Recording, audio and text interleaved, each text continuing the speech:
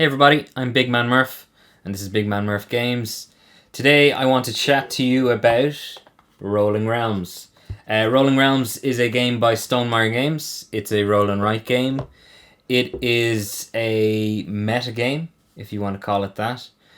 Because the basic principle of Rolling Realms is Stonemaier Games have selected a number of their own titles and their other games like Wingspan or Sight or Euphoria, and they have created realms that kind of simulate or that represent these actual games with unique mechanics for a roll and write game. So in Rolling Realms, you're going to have a set of dice, and you're going to every turn roll the 2 dice and use the 2 values in these unique realms. You're going to have 3 realms in front of you. You can use the value of either dice in either of those realms. Additionally, there are 3 resources. There are coins, hearts, and pumpkins. And you use these resources to manipulate the core rules or to mitigate or negate the luck factor in these kind of dice games. As a quick overview, you're basically going to have 3 rounds in front of you. You have to roll 9 times. There's 9 turns in a round. And after a round, you remove the 3 realms that you have in front of you. You select 3 new ones. And you do this 3 times. So basically, the game lasts 3 rounds. You're going to play through 9 of the 11 included realms in Rolling Realms in a single playthrough. What I want to highlight about this, and to be honest, it's more that I kind of wrote this game off when it was first released. I don't think it was necessarily marketed very well. Like, I'm a big roll and write fan, and looking at some of the individual mechanics of the realms, I was kind of a bit underwhelmed by, the complexity of it, or it not necessarily reinventing anything that hasn't already been done in another roll and write game. But as time went by and they've released kind of more and more promo realms for games that I love, and I could see the mechanics that they were introducing into the game. So, like, for example, Parks over here, they have a promo realm for Parks. They actually have a promo realm for Millennium Blades. I don't know if you can see it down here. Even Tricerian, they have a promo realm. So that kind of put it back on my radar. And I'm a big fan of Stonemaier Games in general. I think that the games that they put out are always of a fantastic high quality. I have probably about 5 or 6 of their titles in my collection. So for me to give a Stonemaier Games roll and write game a pass, it was very underwhelming. This is a game that I should have been all over when it was first released. But I think it was just, it was the result of it. Like, it originally started as a COVID project, Rolling Realms.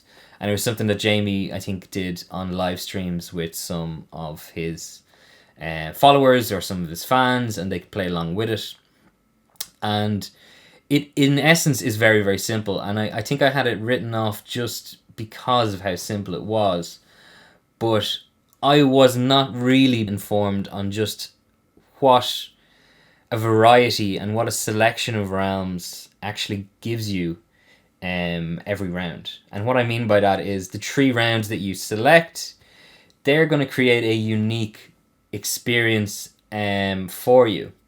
So, for example, there's only 11 realms in this box, but you can get a total of 990 different combination of realms. And you're playing 3 realms in a game. So you're going through all of it. Now, you don't have to do 3 rounds to actually enjoy this. To be honest, some of my best experiences of this game is just a quick round, a 5-10 minute, just to see what score you can get with the 3 rounds that are there. The scorecards obviously have, like, round 1, round 2, round 3. That's totally optional. You can play this game whatever way you want. I think the uniqueness of the realms is kind of highlighted very well in the Solitaire mode that's included in the game. And I'll just kind of quickly show you what that would be. So, don't know if you can see this here. What we have is a map of the Solitaire mini golf, and you have a scorecard. So on that scorecard, you're going to be doing individual hand-picked scenarios. So, for example, the first hole is called Early Birdie, and then it moves on to Resourceful, and then it moves on to Precision. But what's really nice about it, and I think this illustrates a little bit about what I'm trying to say, is the mini golf holes are actually hand-picked combinations of realms that present you with interesting challenges and choices. So, for example, hole number 2, Resourceful, it has the realms Between Two Cities, Euphoria, and Pendulum. And if you score at least 12 stars and gain at least 18 resources, you successfully beat it. It doesn't matter whether you use the resources that you generate or not. And that's an incredibly fun scenario to play through, because you have these 2 realms, these 3 realms that just generate so much resources, that it kind of basically teaches you to use these special abilities on the resources. It kind of it generates so many that you pick up the game and you learn it as you play through it, which is really, really clever. It's kind of like an RPG that teaches you the rules as you play along. So I had kind of written this game off, as I said, but I started playing the Solitaire mini golf. I picked it up first, and I said I'm going to give it a go. And once I started playing through the Solitaire mini golf, I really kind of came to terms with just how good this game is, and how replayable it is, how fun it is, how challenging it is. And that's as a result of playing the Solitaire mini golf mode. And I love the fact that you can cater unique realms, you can put a unique combination together, and it's a totally different round experience to another set of completely different rounds. So the huge variety is the biggest plus on this game for me. I think it has such an infinite replayability, and that's not even that's not even going into the amount of promo material that exists for this game, or the fact that they're actually releasing a new version of it that's going to have 12 new realms that are all completely backwards compatible. It just adds 12 new realms in another Rolling Realms box. So, like, at the time of recording this, I think there's a total of 45 realms currently in existence of official realms. We're not even talking about the number of fan-created contents, people that want their favorite board game to exist as a realm in Rolling Realms. So there's actually 45 different realms that you can pick up at the moment, and then they're going to have the 12 new ones coming out in the new game mode. So in the 11 that's included, there's 990 possible realms. I'll let you do the math on figuring out how many possible realms you can get if you pick up any of the promo material. But I'm not going to talk or discuss the promo stuff here. I'm just going to talk about the actual base game of it, because, to be perfectly honest, I think the promo material can be quite hit and miss in terms of, not value, but in terms of fun. Sometimes I think that the promo stuff, they try to basically recreate the game maybe too closely, or they try to get the mechanics to match the realm too closely, and they may have lost some of the fun there. But I'll be going through that in another video about this. But I think the actual selection of realms in this base game, the 11 realms it includes, and that's actually one of my biggest gripes, by the way. Why is it only 11 realms? Like, 12 would be the natural number to go to, and have 3 spare. And in fact, it's so natural a number that that's what they're doing in the new version of the upcoming 12 realms. So there's 11 in this, but I think the selection of them are brilliant. It really, really highlights the variety and the uniqueness. So for example, you have the Tapestry realm, which is kind of a polydomino, placing tiles to fill up the areas, like you are on the town map of Tapestry. You have the Wingspan, just arranging numbers in order. You're basically trying to get the total number So if you wingspan at 12, you want your 3 numbers in the boxes to match 12. You've the My Little Sight, you've Sight, you've Euphoria. These are all games that you'd probably know, a lot of you probably love. I was familiar with a lot of them myself. So they were easy to pick up because the mechanics did match them, but they were just more fun than, they were on paper to actually play through them. So that's why I felt like this game deserved its own video to kind of talk about it. So, like I said, one of my cons would be that the fact that it only came with 11 rounds instead of 12. Totally minor. I think the components in this game are great. I've no complaints. It has these big chunky dice. I don't know if you can see them properly here now. I might just edit this and put a better version of the dice being rolled in front of you. So they're incredible. I think they make the experience very good. They're big for a reason. The game comes with enough components to basically cater for 6 players. Now, I don't think I'm going to play this game with 6, but I easily could because, it's infinitely scalable. So if you just had 2 sets of this, you could play with 12. If you just had someone, playing in Japan, someone playing in the US, someone playing remotely, all they need to have is a card in front of them or, a copy of the card, and they can play with the dice results that you're rolling. So it actually makes for the community challenges and things like that. People are posting, hey everybody, this is what I've rolled. These are the selection of realms. And you can actually play along either on Boardgame Geek, on some of the Facebook groups. These prompts that come up on my feed, they've actually prompted me to take the game down off the shelf and quickly roll through a round, which is kind of about 5-10 minutes. If you're playing 3 full rounds like the game suggests, that's only 30 minutes playtime. So it's a very quick, very fun, very snappy game once you get a hang of the realms. And as I said, there's only 11 realms in this game. If you're playing a full game of it, you're going to play through 9 of the 11 realms. So realistically, you're going to, after maybe 2-3 full game playthroughs tops, you're going to be familiar with these realms, and you're going to get the hang of what is required for you to optimize this little, mini game, if you want to call it that. You want to kind of maximize your score. So, like, the selection of realms is so good that I can't even pick my favorite or worst realm in the box. I kind of cringe at the inclusion of My Little Sight, because I'm just like, I'm never going to be playing that game. I'm never going to pick that up. But it works really well. I think the selection of games and the selection of realms for it, again, are fabulous. So I have no complaints with the components.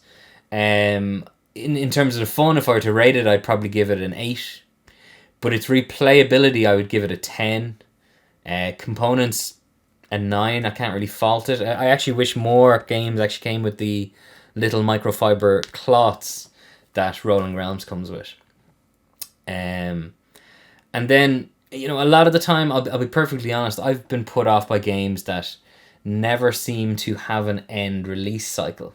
And what I mean by that is a big game where you buy a lot of content and you're like, this is it. I have it all. I have the complete Rolling Realms experience. I'm often put off by games that continue to release expansions that either bloat the original game or kind of just, there's no need for them. What's nice about these promos is they're not required. They don't need to be picked up. There's going to be collectors, and the board game industry or the board game realm have a lot of people being collectors, and they have FOMO and they can't help but pick them up. These are actually kind of reasonably priced little promo packs, so I have quite a lot of them, I'll be honest. It started off that I was seeing realms for games that I love, whereas now is the case that I'm almost enjoying a rolling realm of a game that I don't own, and I'm thinking, maybe I should pick up that actual game, which is the total reverse of what it should be. You should be picking up the promo realms for the games that you currently have, as opposed to, I really enjoy this rolling realm, I wonder what the actual base game of it plays like. So yeah, as I said, I cannot rate this game or recommend this game highly enough. It is just so fun, so portable. It plays so quick. It's infinitely expandable, you know, with the amount of promo material that they're putting out. But even just as the base game as it is with the 11 realms, these are the realms to play with. These are the experience to enjoy. There's a actual campaign mode, which I love for solo, because, you know, rolling right games cater to the solo gamer, and there's no exception here in this.